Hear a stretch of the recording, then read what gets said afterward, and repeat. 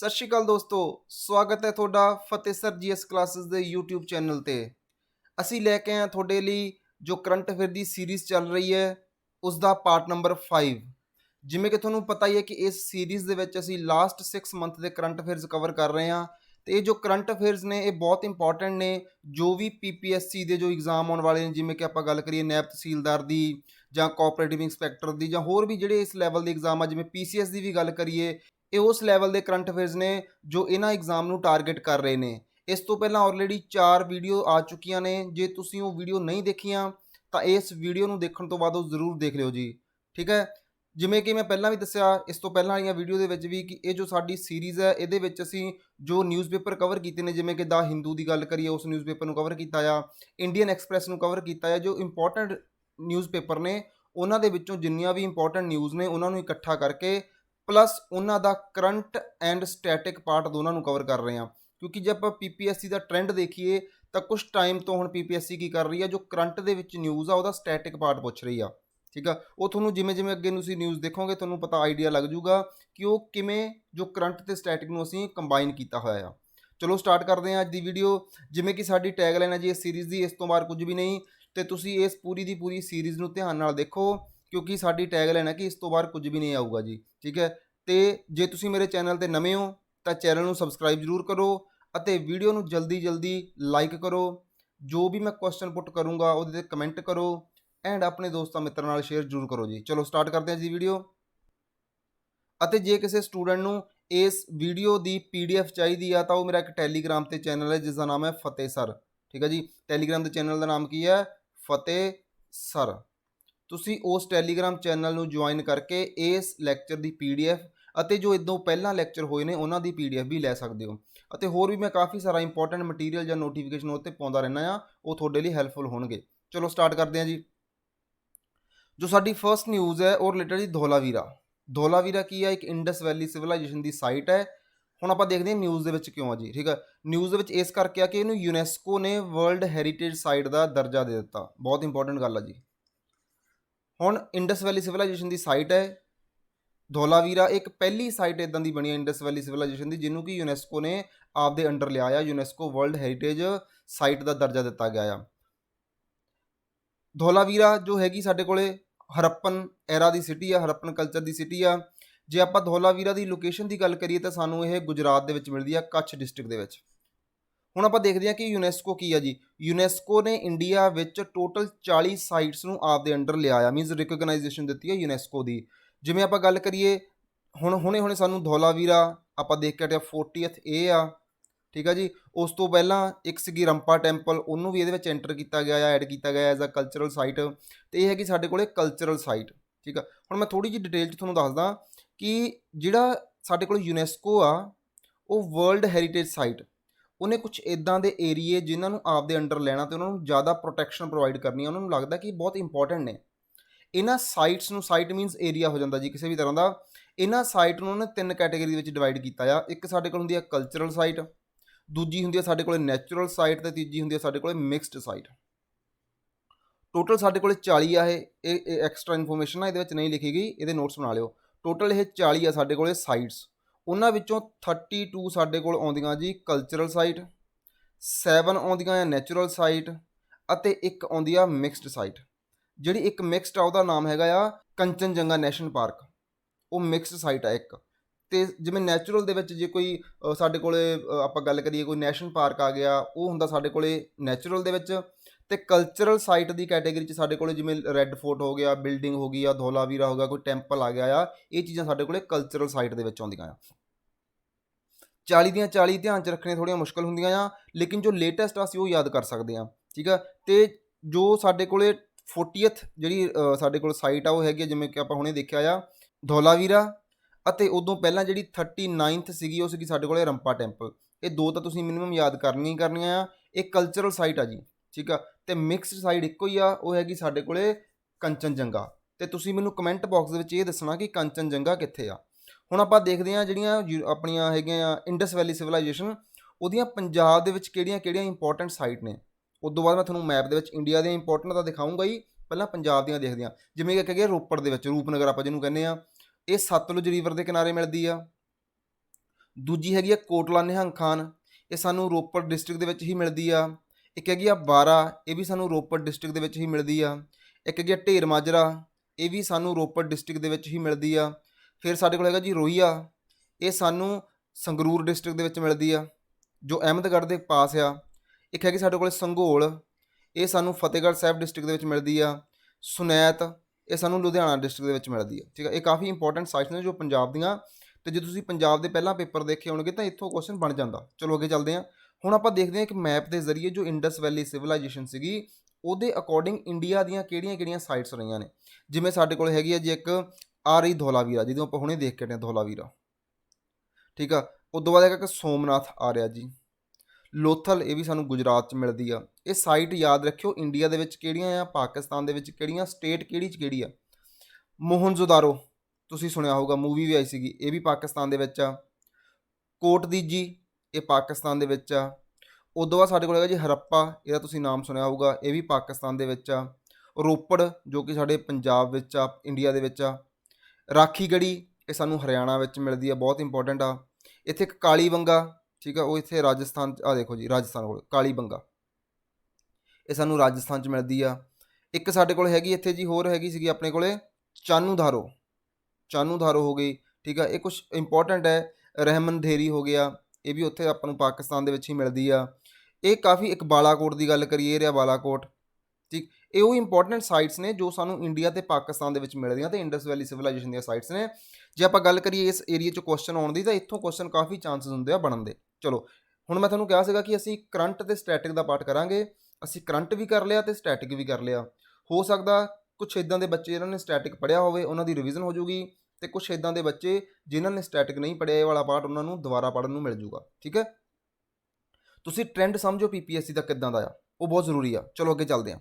Asian infrastructure investment bank, ਸਾਡੀ ਜਿਹੜੀ ministry of finance ਆ ਉਹਨੇ ਪਾਰਟੀਸਪੇਟ ਕੀਤਾ ਸੀਗਾ ਹੁਣੇ 6th ਐਨੂਅਲ ਮੀਟਿੰਗ ਹੋਈ ਸੀਗੀ AIIB ਦੀ, ਜਿਹਦੀ ਫੁੱਲ ਫਾਰਮ ਆਪਾਂ ਦੇਖ ਕੇ ਹਟੇ ਹਾਂ, Asian infrastructure investment bank. Means ਇਸ ਬੈਂਕ ਦੀ ਇੱਕ 6ਵੀਂ ਐਨੂਅਲ ਮੀਟਿੰਗ ਹੋਈ ਸੀਗੀ, ਉਹਦੇ ਵਿੱਚ ਇੰਡੀਆ ਦੇ ਫਾਈਨੈਂਸ ਮਿਨਿਸਟਰ ਨੇ ਪਾਰਟੀਸਪੇਟ ਕੀਤਾ। ਇਹ ਨਿਊਜ਼ ਆ। ਜੇ ਆਪਾਂ ਮੈਂਬਰਸ ਦੀ ਗੱਲ ਕਰੀਏ ਟੋਟਲ ਇਸ ਬੈਂਕ ਦੇ 106 ਸਾਡੇ ਕੋਲ ਮੈਂਬਰ ਆ ਇਸ ਟਾਈਮ ਤੇ, 106 ਮੈਂਬਰ ਆ। ਹੈੱਡਕੁਆਟਰ ਦੀ ਗੱਲ ਕਰਦੇ ਹਾਂ, ਹੈੱਡਕੁਆਟਰ ਇਹਦਾ ਸਾਨੂੰ ਬੀਜਿੰਗ ਦੇ ਵਿੱਚ ਮਿਲਦਾ। ਠੀਕ ਹੈ, ਜਿਹੜੇ ਸਾਡੇ RBI ਦੇ ਫਾਰਮਰ ਗਵਰਨਰ ਨੇ ਉਰਜਿਤ ਪਟੇਲ, ਉਹ ਅਪਾਇੰਟ ਕੀਤੇ ਗਏ ਆ as a vice president of Asian infrastructure development bank. ਬਹੁਤ ਇੰਪੋਰਟੈਂਟ ਗੱਲ ਆ, ਇਹਨੂੰ ਸਟਾਰ ਮਾਰਕ ਕਰ ਲਓ। ਜੇ ਆਪਾਂ ਇਸ ਬੈਂਕ ਦੀ ਗੱਲ ਕਰੀਏ ਤਾਂ ਇਸ ਬੈਂਕ ਦੀ ਸਟਾਰਟਿੰਗ ਹੋਈ ਸੀਗੀ 2016 ਦੇ ਵਿੱਚ। ਉਸ ਟਾਈਮ ਤੇ ਇਹਦੇ 57 ਮੈਂਬਰ ਸੀਗੇ, ਜਿਹਦੇ ਵਿੱਚੋਂ ਕਿ 37 ਰੀਜਨਲ ਮੀਨਸ ਏਸ਼ੀਆ ਦੇ ਹੀ ਸੀਗੇ ਤੇ 20 ਸੀਗੇ ਨਾਨ ਰੀਜਨਲ, ਮਤਲਬ ਉਹ ਏਸ਼ੀਆ ਕੰਟੀਨੈਂਟ ਤੋਂ ਬਾਹਰ ਦੇ ਸੀਗੇ। ਇੰਡੀਆ ਇਹਦੇ ਵਿੱਚ ਸੈਕੰਡ ਲਾਰਜੈਸਟ ਸ਼ੇਅਰ ਹੋਲਡਰ ਆ, ਤੇ ਟੌਪ ਤੇ ਕਿਹੜਾ ਹੈ, ਚਾਈਨਾ। ਠੀਕ ਹੈ, ਯਾਦ ਰੱਖਿਓ ਚਾਈਨਾ ਪਹਿਲੇ ਨੰਬਰ ਤੇ ਸ਼ੇਅਰ ਹੋਲਡਰ ਆ, ਦੂਜੇ ਨੰਬਰ ਤੇ ਹੈਗਾ ਇੰਡੀਆ।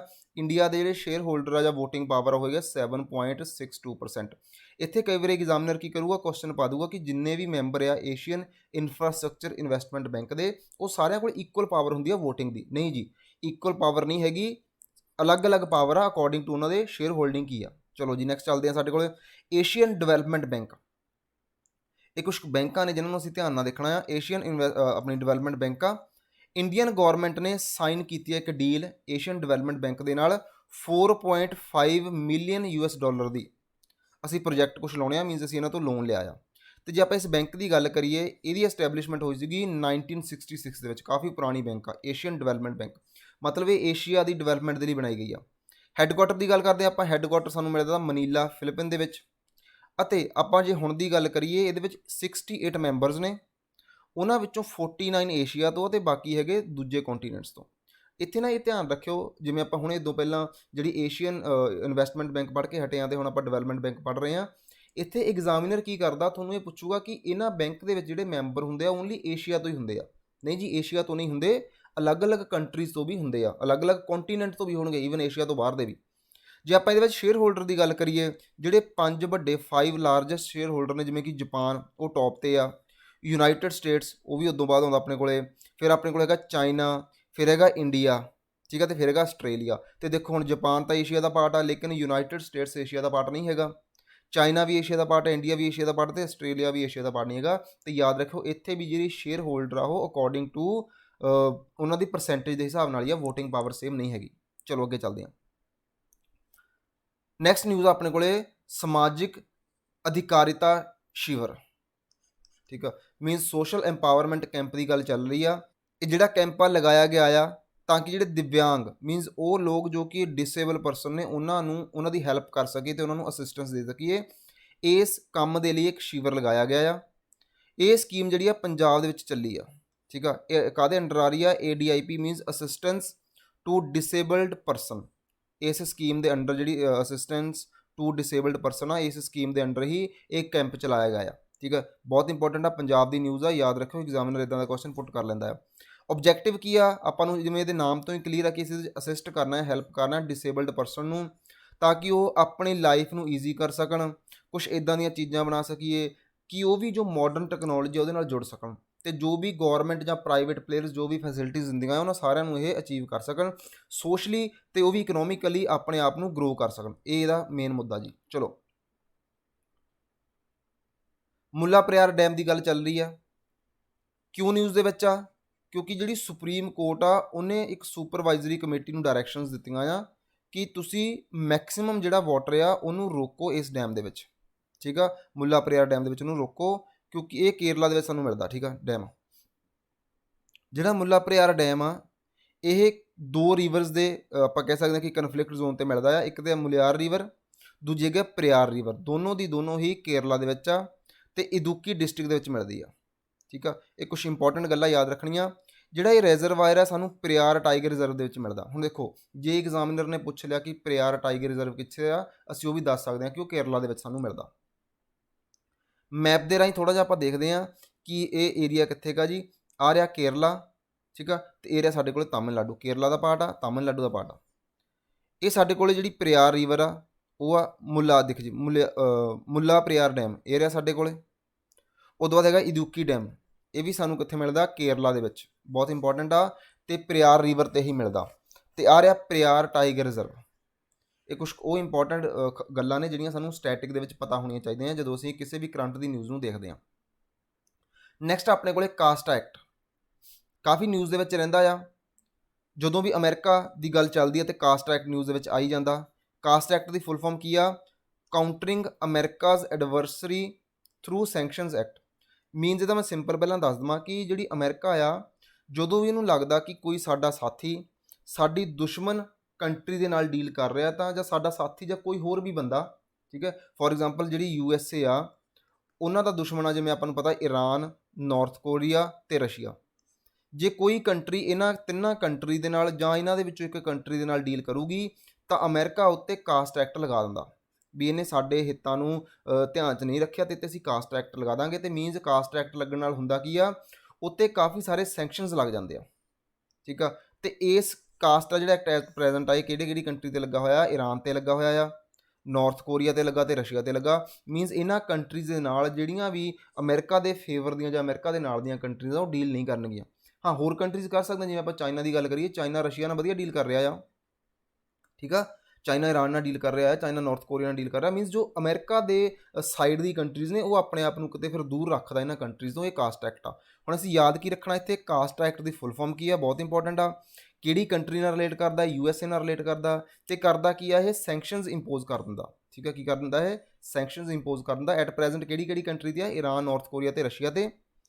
ਇਹ ਜਿਹੜਾ ਐਕਟ ਹੈ 2017 ਦੇ ਵਿੱਚ ਬਣਿਆ ਸੀਗਾ, ਤਾਂ ਕਿ ਇਹ ਐਕਟ ਕੀ ਕਰਦਾ ਆ? USA ਦੇ ਪ੍ਰੈਜ਼ੀਡੈਂਟ ਨੂੰ ਪਾਵਰ ਦੇ ਦਿੰਦਾ। ਕਾਹਦੀ ਪਾਵਰ? ਆਪਾਂ ਹੁਣੇ ਦੇਖ ਕੇ ਹਟਿਆ ਕਿ ਇੰਪੋਜ਼ ਕਰਨੇ ਸੈਂਕਸ਼ਨਸ ਉਹਨਾਂ ਕੰਟਰੀਜ਼ ਤੇ। ਇਸ ਐਕਟ ਦੇ ਅੰਡਰ 12 ਟਾਈਪ ਦੇ ਸੈਂਕਸ਼ਨਸ ਆ।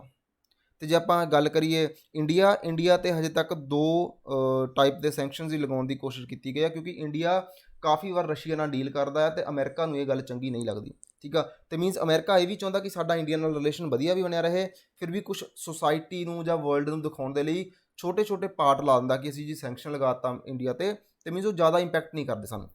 ਜਿਹੜੇ 2 ਇੰਡੀਆ ਦੇ ਸੈਂਕਸ਼ਨ ਇਹਨਾਂ ਨੇ ਲਾਉਣ ਦੀ ਕੋਸ਼ਿਸ਼ ਕੀਤੀ ਹੈ, ਇੱਕ ਤਾਂ ਹੈਗਾ ਪ੍ਰੋਹਿਬਿਸ਼ਨ ਆਫ ਬੈਂਕਿੰਗ ਟ੍ਰਾਂਜੈਕਸ਼ਨਸ, ਕਿ ਅਸੀਂ ਇਹਨਾਂ ਨਾਲ ਟ੍ਰਾਂਜੈਕਸ਼ਨ ਹੀ ਬੈਂਕਿੰਗ ਰਾਹੀਂ ਕਰਾਂਗੇ। ਤੇ ਇੰਡੀਆ USA ਰਿਲੇਸ਼ਨ ਨੂੰ ਲੈ ਕੇ ਥੋੜ੍ਹਾ ਜਿਹਾ ਜਾਣੀ ਕਿ ਇਹ ਫਿਰ ਆਪਣੇ ਆਪ ਨੂੰ ਪੋਜ਼ੀਟਿਵ ਸ਼ੋਅ ਕਰਨ ਦੀ ਕੋਸ਼ਿਸ਼ ਕਰਦੇ ਆ। ਚਲੋ, ਨੈਕਸਟ ਸਾਡੇ ਕੋਲੇ ਐਮਿਸ਼ਨ ਗੈਪ ਰਿਪੋਰਟ। ਜੋ UNEP ਆ, ਯੂਨਾਈਟਿਡ ਨੇਸ਼ਨ ਐਨਵਾਇਰਨਮੈਂਟ ਪ੍ਰੋਗਰਾਮ, ਉਹਨਾਂ ਨੇ ਇੱਕ ਰਿਪੋਰਟ ਪਬਲਿਸ਼ ਕੀਤੀ ਹੈ ਜਿਹਦਾ ਨਾਮ ਹੈਗਾ ਐਮਿਸ਼ਨ ਗੈਪ ਰਿਪੋਰਟ 2021। ਦੇਖੋ, ਰਿਪੋਰਟ ਦਾ ਨਾਮ ਸਾਨੂੰ ਪਤਾ ਲੱਗ ਗਿਆ। ਇਹਨੂੰ ਪਬਲਿਸ਼ ਕਰਨ ਵਾਲੀ ਬੋਡੀ ਦਾ ਵੀ ਨਾਮ ਪਤਾ ਲੱਗ ਗਿਆ। ਪਹਿਲੀ ਕੁਐਸਚਨ ਤਾਂ ਇੱਥੋਂ ਹੀ ਬਣ ਜਾਣਾ। ਇਸ ਵਾਰ 12th ਇਹਦਾ ਐਡੀਸ਼ਨ ਆ, ਇਹ ਤੋਂ ਪਹਿਲਾਂ 11 ਐਡੀਸ਼ਨ ਆ ਚੁੱਕਿਆ, ਇਸ ਵਾਰ 12th ਆ ਪਬਲਿਸ਼ ਕੀਤਾ ਗਿਆ। ਕਿਉਂ ਇਹ ਪਬਲਿਸ਼ ਕੀਤੀ ਜਾਂਦੀ ਹੈ ਰਿਪੋਰਟ? ਦੇਖੋ ਤਾਂ ਨਾਮ ਹੀ ਕਲੀਅਰ ਆ, ਐਮਿਸ਼ਨ ਗੈਪ ਰਿਪੋਰਟ।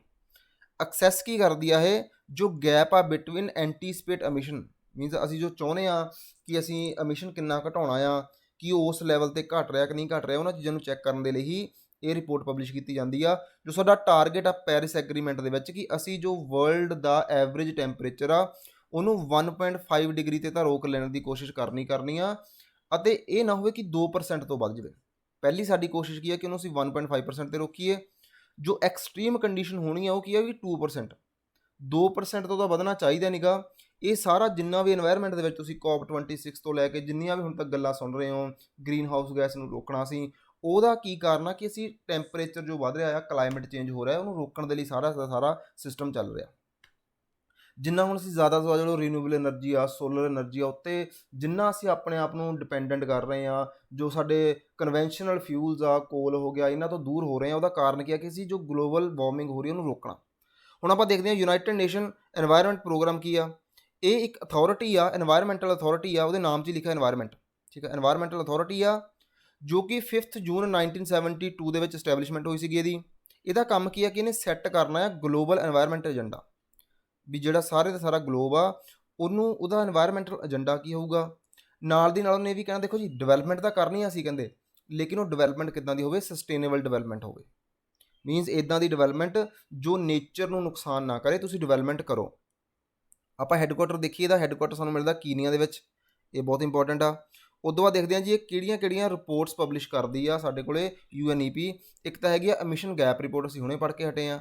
ਦੂਜੀ ਹੈਗੀ ਆ ਅਡੈਪਟੇਸ਼ਨ ਗੈਪ ਰਿਪੋਰਟ, ਤੇ ਤੀਜੀ ਹੈਗੀ ਆ ਗਲੋਬਲ এনवायरमेंट ਆਊਟਲੁੱਕ, ਠੀਕ ਹੈ। ਕਈ ਵਾਰ ਐਗਜ਼ਾਮ ਦੇ ਵਿੱਚ ਆਉਂਦੀ ਆ ਗਲੋਬਲ এনवायरमेंट ਆਊਟਲੁੱਕ ਰਿਪੋਰਟ, ਇਹ ਬਹੁਤ ਵਾਰ ਐਗਜ਼ਾਮ 'ਚ ਆ ਚੁੱਕੀ ਆ, ਇਹਨੂੰ ਧਿਆਨ ਨਾਲ ਯਾਦ ਕਰ ਲਿਓ, UNEP ਇਹਨੂੰ ਪਬਲਿਸ਼ ਕਰਦਾ। ਚਲੋ ਨੈਕਸਟ ਚੱਲਦੇ ਆਪਾਂ। Joint working group, JWG, joint working group 15th joint working group ਹੋਇਆ ਆ। ਇੱਕ ਬਾਇਲੇਟਰਲ ਡਿਫੈਂਸ ਕਾਰਪੋਰੇਸ਼ਨ ਆ ਬਿਟਵੀਨ ਇੰਡੀਆ ਤੇ ਇਜ਼ਰਾਈਲ। ਸਭ ਤੋਂ ਪਹਿਲਾਂ ਸਾਨੂੰ ਮੈਂਬਰਸ ਪਤਾ ਹੋਣੇ ਚਾਹੀਦੇ ਆ ਇਸ ਗਰੁੱਪ ਦੇ ਕਿਹੜੇ ਆ। ਇੱਕ ਅਪੈਕਸ ਬੋਡੀ ਆ ਡਿਫੈਂਸ ਮਿਨਿਸਟਰੀ ਦੀ, ਮੀਨਸ ਜੇ ਆਪਾਂ ਗੱਲ ਕਰੀਏ ਡਿਫੈਂਸ ਮਿਨਿਸਟਰੀ ਦੇ ਅਕੋਰਡਿੰਗ ਤਾਂ ਇਹ ਸਭ ਤੋਂ ਵੱਡੀ ਬੋਡੀ ਆ। ਇਸ ਦੇ ਵਿੱਚ ਦੋਨਾਂ ਕੰਟਰੀਜ਼ ਦੇ ਜਿਹੜੇ ਵੱਡੇ ਵੱਡੇ ਆਫੀਸਰਸ ਹੁੰਦੇ ਆ ਉਹ ਆਉਂਦੇ ਆ। ਤੇ ਇਹ ਕਿਉਂ ਬਣਾਈ ਗਈ ਆ ਮੀਟਿੰਗ? ਕਿਉਂਕਿ ਅਸੀਂ ਡਿਫੈਂਸ ਦੇ ਰਿਲੇਟਡ ਇਜ਼ਰਾਈਲ ਦੀ ਕਾਫੀ ਉਹਦੇ ਨਾਲ ਨੌਲੇਜ ਸ਼ੇਅਰਿੰਗ ਕਰ ਰਹੇ ਹਾਂ, ਆਪਾਂ ਵੀ ਉਹਨਾਂ ਤੋਂ ਨੌਲੇਜ ਲੈ ਰਹੇ ਹਾਂ, ਉਹਨਾਂ ਨੂੰ ਨੌਲੇਜ ਦੇ ਰਹੇ ਹਾਂ। ਹੁਣ ਜੇ ਆਪਾਂ ਦੇਖੀਏ ਜੀ SIPRI ਦੇ ਅਕੋਰਡਿੰਗ, ਇਹ ਕੀ ਆ? ਸਟਾਕਹੋਲਮ ਇੰਟਰਨੈਸ਼ਨਲ ਪੀਸ ਰਿਸਰਚ ਇੰਸਟੀਟਿਊਟ। ਇਹਨੇ ਰਿਪੋਰਟ ਇੱਕ ਪਬਲਿਸ਼ ਕੀਤੀ ਆ, ਉਹਦੇ ਅਕੋਰਡਿੰਗ ਕੀ ਆ ਕਿ ਇਜ਼ਰਾਈਲ ਜਿਹੜੇ ਆਪਣੇ ਜੋ ਵੀ ਆਪਾਂ ਕਹਿੰਦੇ ਸਪਲਾਈ ਕਰਦੇ ਆ ਡਿਫੈਂਸ ਆਈਟਮਸ ਨੂੰ, ਉਹਨਾਂ ਵਿੱਚ ਇੰਡੀਆ 3rd ਨੰਬਰ 'ਤੇ ਆਉਂਦਾ। ਇੱਕ ਇੰਡੀਆ ਤੋਂ ਬਾਅਦ ਜਿਵੇਂ ਰਸ਼ੀਆ ਦੀ ਗੱਲ ਕਰ ਲਈਏ ਉਹ ਵੀ ਆਉਂਦਾ, ਤੇ USA ਵੀ ਆਉਂਦਾ ਆ। ਰਸ਼ੀਆ ਸਭ ਤੋਂ ਪਹਿਲੇ ਨੰਬਰ 'ਤੇ ਆ, USA ਦੂਜੇ ਨੰਬਰ 'ਤੇ ਆ, ਤੇ ਇਜ਼ਰਾਈਲ ਤੀਜੇ ਨੰਬਰ 'ਤੇ ਆ। ਮੀਨਸ ਅਸੀਂ ਸਭ ਤੋਂ ਵੱਧ ਜਿਹੜੇ ਇਕਵਿਪਮੈਂਟ ਆ ਉਹ ਰਸ਼ੀਆ ਤੋਂ ਲੈਂਦੇ ਆ, ਉਸ ਤੋਂ ਬਾਅਦ USA ਤੋਂ ਇੰਪੋਰਟ ਕਰਦੇ ਆ, ਤੀਜੇ ਨੰਬਰ 'ਤੇ ਇਜ਼ਰਾਈਲ ਆਉਂਦਾ। ਠੀਕ ਹੈ, ਯਾਦ ਰੱਖਿਓ ਸਭ ਤੋਂ ਜ਼ਿਆਦਾ ਜਿਹੜੇ ਅਸੀਂ ਹਥਿਆਰ ਆ ਡਿਫੈਂਸ ਦੇ ਰਿਲੇਟਡ ਉਹ ਕਿੱਥੋਂ ਇੰਪੋਰਟ ਕਰਦੇ ਆ? ਰਸ਼ੀਆ ਤੋਂ। ਠੀਕ ਆ, ਮੈਂ ਇੱਥੇ ਲਿਖ ਰਿਹਾ, ਧਿਆਨ ਰੱਖ ਲਿਓ। ਦੂਸਰੇ ਨੰਬਰ 'ਤੇ USA ਐਂਡ 3rd ਨੰਬਰ 'ਤੇ ਇਜ਼ਰਾਈਲ। ਦੇਖੋ ਇੱਦਾਂ ਦੇ ਨਾ ਕੁਐਸਚਨ ਬਣ ਜਾਂਦੇ ਐਗਜ਼ਾਮ ਦੇ ਵਿੱਚ। ਚਲੋ ਅੱਗੇ ਚੱਲਦੇ ਹਾਂ। ਮਨਰੇਗਾ ਕੀ ਆ? ਇਹਦੀ ਫੁੱਲ ਫਾਰਮ ਸਾਨੂੰ ਪਤਾ ਹੋਵੇ ਪਹਿਲਾਂ ਤਾਂ। Mahatma Gandhi national rural employment guarantee act. ਪਹਿਲਾਂ ਇਹ ਕੀ ਹੁੰਦਾ ਸੀਗਾ? National rural employment guarantee act, ਜੋ ਕਿ 2005 ਦੇ ਵਿੱਚ ਪਾਸ ਕੀਤਾ ਗਿਆ। ਫਿਰ ਇਹਦੇ ਮੂਹਰੇ ਮਹਾਤਮਾ ਗਾਂਧੀ ਲਾ ਦਿੱਤਾ ਗਿਆ। ਕੰਮ ਕੀ ਹੈ ਇਹਦਾ? ਇਹ ਤਾਂ ਕਰਕੇ ਇਸ ਐਕਟ ਨੂੰ ਪਾਸ ਕੀਤਾ ਗਿਆ ਸੀਗਾ ਕਿ ਅਸੀਂ ਸੋਸ਼ਲ ਸਿਕਿਉਰਿਟੀ ਦੇ ਸਕੀਏ ਇੰਡੀਆ ਦੇ ਵਿੱਚ ਜਿਹੜੇ ਗਰੀਬ ਆ ਉਹਨਾਂ ਨੂੰ ਅਸੀਂ ਇੰਪਲੋਇਮੈਂਟ ਦੇ ਸਕੀਏ। ਖਾਸ ਕਰਕੇ ਕਾਹਦੇ ਲਈ ਜੀ? ਰੂਰਲ ਇੰਪਲੋਇਮੈਂਟ ਦੀ ਸਕੀਮ ਹੈ ਇੱਕ। ਠੀਕ ਹੈ, ਇਹ ਜਿਹੜੀਆਂ ਮੈਂ ਅੰਡਰਲਾਈਨ ਗੱਲਾਂ ਕਰ ਰਿਹਾ ਨੋਟ ਕਰ ਲਿਓ। ਰੂਰਲ ਇੰਪਲੋਇਮੈਂਟ ਦੀ ਸਕੀਮ ਆ ਜੋ ਕਿ ਇੱਕ ਆਪਾਂ ਨੂੰ ਜੇ ਗੱਲ ਕਰੀਏ ਇੰਪਲੋਇਮੈਂਟ ਦੀ ਗਰੰਟੀ ਦਿੰਦੀ ਹੈ। ਰਾਈਟ ਟੂ ਵਰਕ, ਬਹੁਤ ਇੰਪੋਰਟੈਂਟ ਗੱਲ ਆ ਜੀ, ਨੋਟ ਕਰ ਲਿਓ। ਰਾਈਟ ਟੂ ਵਰਕ ਪ੍ਰੋਵਾਈਡ ਕਰਦਾ ਸਾਨੂੰ ਮਨਰੇਗਾ। ਮਨਰੇਗਾ ਨੂੰ ਥੋੜ੍ਹਾ ਜਿਹਾ ਦੇਖਦੇ ਹਾਂ ਧਿਆਨ ਨਾਲ। ਇੱਕ demand driven wage employment scheme ਆ ਕਿ ਜਦੋਂ ਇਹਦੇ ਅੰਡਰ ਜਿਹੜੇ ਲੋਕ ਆਉਣਗੇ ਕੰਮ ਕਰਨਗੇ ਉਹਨਾਂ ਨੂੰ ਪੈਸੇ ਮਿਲਣਗੇ, ਅਤੇ ਉਹਨਾਂ ਦੀ ਜੇਬ ਦੇ ਵਿੱਚ ਜਦੋਂ ਪੈਸਾ ਆਊਗਾ ਤਾਂ ਉਹ ਮਾਰਕੀਟ ਦੇ ਵਿੱਚ ਜਾ ਕੇ ਡਿਮਾਂਡ ਕ੍ਰੀਏਟ ਕਰਨਗੇ। ਉਹਦੇ ਨਾਲ ਕੀ ਹੋਊਗਾ? ਡਿਮਾਂਡ ਡਰਿਵਨ ਸਕੀਮ ਆ ਇਹ। ਮੀਨਸ ਲੋਕਾਂ ਕੋਲ ਪੈਸਾ ਆਊਗਾ, ਉਹ ਮਾਰਕੀਟ ਜਾ ਕੇ ਸਮਾਨ ਖਰੀਦਣਗੇ ਅਤੇ ਇਕੋਨਮੀ ਚੱਲੂਗੀ। ਇਸੇ ਕਰਕੇ ਇਸ ਸਕੀਮ ਦੇ ਕਰਕੇ ਜਦੋਂ 2008 ਦੇ ਵਿੱਚ ਪੂਰੇ ਵਰਲਡ ਦੇ ਵਿੱਚ ਰਿਸੈਸ਼ਨ ਸੀਗਾ, ਇੰਡੀਆ ਦੇ ਵਿੱਚ ਉਹਨਾਂ ਰਿਸੈਸ਼ਨ ਨਹੀਂ ਸੀ ਆਇਆ ਕਿਉਂਕਿ ਉਸ ਟਾਈਮ 'ਤੇ ਮਨਰੇਗਾ ਚੱਲਦੀ ਸੀ। ਇਹ ਫੰਕਸ਼ਨ ਕਰਦੀ under the ministry of rural development. ਅਤੇ ਇਹਦੇ ਅੰਡਰ 100 ਡੇਜ਼ ਦਾ ਵਰਕ ਗਰੰਟੀ ਦੇਣਾ ਪੈਂਦਾ ਕਿ ਇਹਨਾਂ ਲਈ ਅਨਸਕਿਲਡ ਜੋ ਮੈਨੂਅਲ ਵਰਕਰ ਮੀਨਸ ਅਨਸਕਿਲਡ ਲੋਕਾਂ ਨੂੰ 100 ਦਿਨ ਦਾ ਗਰੰਟੀ ਕੰਮ ਆ ਅਤੇ ਇਹ ਰਾਈਟ ਟੂ ਵਰਕ ਵੀ ਪ੍ਰੋਵਾਈਡ ਕਰਦਾ। ਨੈਕਸਟ ਆਪਣੇ ਕੋਲੇ ਸ਼ੰਘਾਈ ਕਾਰਪੋਰੇਸ਼ਨ ਆਰਗੇਨਾਈਜੇਸ਼ਨ SCO, ਇਹ ਵੀ ਬੜਾ ਨਿਊਜ਼ ਦੇ ਵਿੱਚ ਰਹਿੰਦਾ ਆ। ਹੁਣੇ ਇਹਦੀ 19th ਮੀਟਿੰਗ ਹੋਈ ਆ ਨਿਊ ਦਿੱਲੀ ਦੇ ਵਿੱਚ, ਠੀਕ ਆ। ਇੱਥੋਂ ਹੀ ਕੁਐਸਚਨ ਬਣ ਜਾਣਾ ਕਿ ਕਿੱਥੇ ਮੀਟਿੰਗ ਹੋਈ ਆ, ਨਿਊ ਦਿੱਲੀ ਦੇ ਵਿੱਚ ਮੀਟਿੰਗ ਹੋਈ ਆ। ਅਸੀਂ ਇਹਨੂੰ ਕਿਉਂ ਕਰ ਰਹੇ ਹਾਂ, ਤਾਂ ਕਿ ਅਸੀਂ ਕੋਆਪਰੇਸ਼ਨ ਕਰ ਸਕੀਏ ਜਿਹੜੇ ਵੀ ਹਿਊਮਨ ਟਰੈਫਿਕਿੰਗ ਹੋ ਰਹੀ ਆ ਸਪੈਸ਼ਲੀ ਵੂਮਨ ਅਤੇ ਚਿਲਡਰਨ ਦੀ, ਉਹਨੂੰ ਰੋਕਣ ਦੇ ਲਈ, ਠੀਕ ਆ। ਸ਼ੰਘਾਈ ਕਾਰਪੋਰੇਸ਼ਨ ਦਾ ਕੰਮ ਕੀ ਆ, ਸੋਸ਼ਲੀ ਗਰੋਥ ਕਰਨਾ, ਜੋ ਵੂਮਨਸ ਦੀ ਟਰੈਫਿਕਿੰਗ ਹੋ ਰਹੀ ਆ, ਚਿਲਡਰਨ ਦੀ ਟਰੈਫਿਕਿੰਗ ਹੋ ਰਹੀ ਆ, ਉਹਨੂੰ ਘਟਾਉਣਾ। ਉਸ ਨੂੰ ਘਟਾਉਣ ਦੇ ਲਈ ਅਸੀਂ ਜੋ ਜਿੰਨੀਆਂ ਵੀ ਕੰਟਰੀਜ਼ ਆਪਦੇ ਵਿੱਚ ਕੋਆਪਰੇਸ਼ਨ ਕਰਨਗੀਆਂ, ਮਿਲ ਜੁਲ ਕੇ ਕੰਮ ਕਰਨਗੀਆਂ ਅਤੇ ਇਹਨਾਂ ਚੀਜ਼ਾਂ ਨੂੰ ਰੋਕਿਆ ਜਾਵੇ। ਸ਼ੰਘਾਈ ਕਾਰਪੋਰੇਸ਼ਨ ਨੂੰ ਆਪਾਂ ਥੋੜ੍ਹਾ ਜਿਹਾ ਡਿਟੇਲ 'ਚ ਦੇਖਣ ਦੀ ਆਪਾਂ ਦੇਖਦੇ ਹਾਂ ਜੀ। ਇਹਦੀ ਫਾਊਂਡੇਸ਼ਨ ਹੋਈ ਸੀਗੀ ਸ਼ੰਘਾਈ ਦੇ ਵਿੱਚ, ਜੋ ਕਿ 2001 ਦੀ ਗੱਲ ਆ। ਇਹ ਸਟਾਰਟ ਕੀਤਾ ਗਿਆ ਸੀਗਾ ਜਿਵੇਂ ਪ੍ਰੈਜ਼ੀਡੈਂਟ ਰਸ਼ੀਆ ਨੇ, ਉਹਨਾਂ ਨੇ ਇਹਨੂੰ ਇਨੀਸ਼ੀਏਟ ਕੀਤਾ ਸੀਗਾ। ਨਾਲ ਚਾਈਨਾ ਵਾਲੇ ਸੀਗੇ ਆਪਣੇ ਕੋਲ, ਉਹ ਤੋਂ ਬਾਅਦ ਸੀਗੇ ਜੀ ਕਿਰਗਿਜ਼ ਰਿਪਬਲਿਕ, ਕਜ਼ਾਕਿਸਤਾਨ ਹੋ ਗਿਆ, ਤਜਾਕਿਸਤਾਨ ਹੋ ਗਿਆ, ਉਜ਼ਬੇਕਿਸਤਾਨ ਹੋ ਗਿਆ। ਇਹ ਉਹ ਕੰਟਰੀ ਸੀਗੀਆਂ ਜਿਨ੍ਹਾਂ ਨੇ ਸਟਾਰਟਿੰਗ ਦੇ ਵਿੱਚ ਸ਼ੰਘਾਈ ਕਾਰਪੋਰੇਸ਼ਨ ਦੀ ਸਟਾਰਟਿੰਗ ਕੀਤੀ ਸੀਗੀ। 2001 ਦੀ ਗੱਲ ਆ। 2005 ਆਉਂਦੇ ਇੰਡੀਆ ਵੀ ਇਹਦਾ ਇੱਕ ਓਬਜ਼ਰਵਰ ਮੈਂਬਰ ਬਣ ਗਿਆ ਸੀਗਾ। ਉਹਨਾਂ ਨੂੰ ਲੱਗਾ ਕਿ ਇੰਡੀਆ ਵੀ ਏਸ਼ੀਆ ਦੇ ਵਿੱਚ ਕਾਫੀ ਵੱਡੀ ਕੰਟਰੀ ਆ, ਇਹਨੂੰ ਵੀ ਐਡ ਕਰਨਾ ਚਾਹੀਦਾ। ਅਤੇ 2017 'ਚ ਆਉਂਦੇ ਇੰਡੀਆ ਅਤੇ ਪਾਕਿਸਤਾਨ ਨੂੰ ਇਹਦਾ ਪਰਮਾਨੈਂਟ ਮੈਂਬਰ ਬਣਾ ਲਿਆ ਗਿਆ। ਜੇ ਆਪਾਂ ਅੱਜ ਦੀ ਗੱਲ ਕਰੀਏ 2022 ਦੀ, ਤਾਂ ਇੰਡੀਆ ਇਹਦਾ ਪਰਮਾਨੈਂਟ ਮੈਂਬਰ ਹੈ, ਲੇਕਿਨ ਇੰਡੀਆ ਦਾ ਫਾਊਂਡਿੰਗ ਮੈਂਬਰ ਨਹੀਂ ਹੈਗਾ, ਠੀਕ ਆ। ਇੱਦਾਂ ਦੀਆਂ ਗੱਲਾਂ ਨੋਟ ਕਰ ਲਿਓ, ਫਾਊਂਡਿੰਗ ਮੈਂਬਰ ਨਹੀਂ ਹੈਗਾ, ਇਹਦਾ ਪਰਮਾਨੈਂਟ ਮੈਂਬਰ ਹੈ। ਜੇ ਆਪਾਂ ਹੈੱਡਕੁਆਟਰ ਦੀ ਗੱਲ ਕਰੀਏ ਸ਼ੰਘਾਈ ਦੀ, ਤਾਂ ਸਾਨੂੰ ਇਹ ਬੀਜਿੰਗ ਚਾਈਨਾ ਵਿੱਚ ਮਿਲਦਾ ਆ। ਇੱਦਾਂ ਦੇ ਹੈੱਡਕੁਆਟਰ ਨਾਲ ਰਿਲੇਟਡ ਕੁਐਸਚਨ ਬਣ ਜਾਂਦੇ ਆ। ਇੱਕ ਹੋਰ ਬੋਡੀ ਆ ਇਹਦੇ ਅੰਡਰ ਆਉਂਦੀ ਹੈ SCO ਦੇ ਅੰਡਰ ਹੀ, ਉਹ ਹੈਗੀ ਆ ਰੈਟਸ, ਰੀਜਨਲ ਐਂਟੀ ਟੈਰਰਿਸਟ ਸਟਰਕਚਰ। ਇੱਕ ਪਰਮਾਨੈਂਟ ਔਰਗਨ ਆ SCO ਦਾ, ਅਤੇ ਇਹਦਾ ਹੈੱਡਕੁਆਟਰ ਹੈਗਾ ਸਾਡੇ ਕੋਲ ਜੀ ਉਜ਼ਬੇਕਿਸਤਾਨ ਦੇ ਵਿੱਚ, ਤਾਸ਼ਕੰਤ ਦੇ ਵਿੱਚ। ਜੇ ਆਪਾਂ ਚੇਅਰਮੈਨਸ਼ਿਪ ਦੀ ਗੱਲ ਕਰੀਏ, ਤਾਂ ਜਿਹੜੇ ਮੈਂਬਰ ਸਟੇਟ ਨੇ ਉਹ ਹਰੇਕ ਸਾਲ ਰੋਟੇਸ਼ਨ ਦੇ ਬੇਸਿਸ 'ਤੇ ਚੇਅਰਮੈਨਸ਼ਿਪ ਮਿਲਦੀ ਰਹਿੰਦੀ ਆ। ਇਸ ਸਾਲ ਇੱਕ ਕੰਟਰੀ ਕੋਲ ਚੇਅਰਮੈਨਸ਼ਿਪ ਆ, ਦੂਜੀ ਵਾਰ ਦੂਸਰੀ ਕੰਟਰੀ ਕਹੂਗੀ, ਤੀਜੇ ਸਾਲ ਤੀਸਰੀ ਕੰਟਰੀ ਕਹੂਗੀ, ਇੱਦਾਂ ਦੀ ਚੇਅਰਮੈਨਸ਼ਿਪ ਚੱਲਦੀ ਰਹਿੰਦੀ ਆ। ਨੈਕਸਟ ਨਿਊਜ਼ ਆਪਣੇ ਕੋਲ ਸਟਬਲ ਬਰਨਿੰਗ ਦੇ ਨਾਲ ਰਿਲੇਟਡ, ਜੋ ਆਪਾਂ ਪਰਾਲੀ ਨੂੰ ਅੱਗ ਲਾਉਣਾ ਜਿਹਨੂੰ ਆਪਾਂ ਕਹਿੰਦੇ ਆ, ਉਹਦੇ ਰਿਲੇਟਡ ਆ। ਨਿਊਜ਼ ਦੇ ਵਿੱਚ ਕਿਉਂ, ਇੱਕ ਸਟੱਡੀ ਕੰਡਕਟ ਕੀਤੀ ਗਈ ਆ ਪੰਜਾਬ ਦੇ ਵਿੱਚ, ਜਿਹਨੇ ਇਹ ਦੱਸਿਆ ਕਿ ਜਿਹੜਾ ਪੋਲਿਊਸ਼ਨ ਕ੍ਰੀਏਟ ਹੁੰਦਾ ਆ ਸਟਬਲ ਬਰਨਿੰਗ ਤੋਂ, ਉਹ ਕੀ ਕਰ ਰਿਹਾ, ਜੋ ਖਾਸ ਕਰ ਵੂਮਨ ਦੀ ਗੱਲ ਕਰੀਏ ਤਾਂ ਉਹਨਾਂ ਦੇ ਲੰਗਸ ਦੀ ਪਾਵਰ ਨੂੰ, ਜੋ ਉਹ ਲੰਗਸ ਆਪਾਂ ਕਹਿੰਦੇ ਛਾਤੀ ਫੇਫੜੇ ਨਹੀਂ ਹੁੰਦੇ ਜਿਹੜੇ ਲੰਗਸ, ਉਹਨਾਂ ਦੀ ਪਾਵਰ ਨੂੰ ਘਟਾ ਰਿਹਾ ਆ। ਮੀਨਸ ਖਾਸ ਕਰ ਵੂਮਨ, ਬੱਚੇ, ਉਹਨਾਂ ਦੇ ਲੰਗਸ 'ਤੇ ਜ਼ਿਆਦਾ ਇੰਪੈਕਟ ਕਰ ਰਿਹਾ ਆ, ਠੀਕ। ਓਬਵੀਅਸ ਆ, ਜਦੋਂ ਆਪਾਂ ਜੋ ਪਿੰਡਾਂ ਨਾਲ ਰਿਲੇਟ ਕਰਦੇ ਹਾਂ, ਸ਼ਹਿਰਾਂ ਵਾਲੇ ਵੀ ਤੁਸੀਂ ਦੇਖੋਗੇ ਜਦੋਂ ਅੱਗ ਲਾਉਂਦੇ ਆ ਤਾਂ ਜਿਹੜਾ ਧੂੰਆਂ ਹੁੰਦਾ ਉਹ ਘਰਾਂ 'ਚ ਆਉਂਦਾ। ਅਸੀਂ ਜਦੋਂ ਸਾਹ ਲੈਂਦੇ ਹਾਂ ਤਾਂ ਉਹ ਸਾਡੇ ਅੰਦਰ ਜਾਣਾ ਆ, ਉਹਨੇ ਸਾਨੂੰ ਨੁਕਸਾਨ ਕਰਨਾ, ਠੀਕ ਆ। ਜਦੋਂ ਵੀ ਅਸੀਂ ਸਟਬਲ ਬਰਨਿੰਗ ਕਰਦੇ ਹਾਂ, ਇਹਦੇ ਨਾਲ ਕੀ ਹੁੰਦਾ ਆ, ਜਿਹੜੀਆਂ ਜ਼ਿਆਦਾਤਰ ਗੈਸਾਂ ਨਿਕਲਦੀਆਂ ਜਿਵੇਂ ਟੌਕਸਿਕ ਜਿਹੜੇ ਪੋਲਿਊਟੈਂਟਸ ਆ ਉਹ ਨਿਕਲਦੇ ਆ, ਜਿਵੇਂ ਕਿ ਮਿਥੇਨ ਉਹ ਬਹੁਤ ਨਿਕਲਦਾ, ਕਾਰਬਨ ਡਾਈਆਕਸਾਈਡ ਗੈਸ ਇਹ ਬਹੁਤ ਨਿਕਲਦੀ ਆ, ਸਲਫਰ ਡਾਈਆਕਸਾਈਡ ਇਹ ਬਹੁਤ ਨਿਕਲਦੀ ਆ, ਨਾਈਟ੍ਰੋਜਨ ਆਕਸਾਈਡਸ ਨਿਕਲਦਾ ਆ।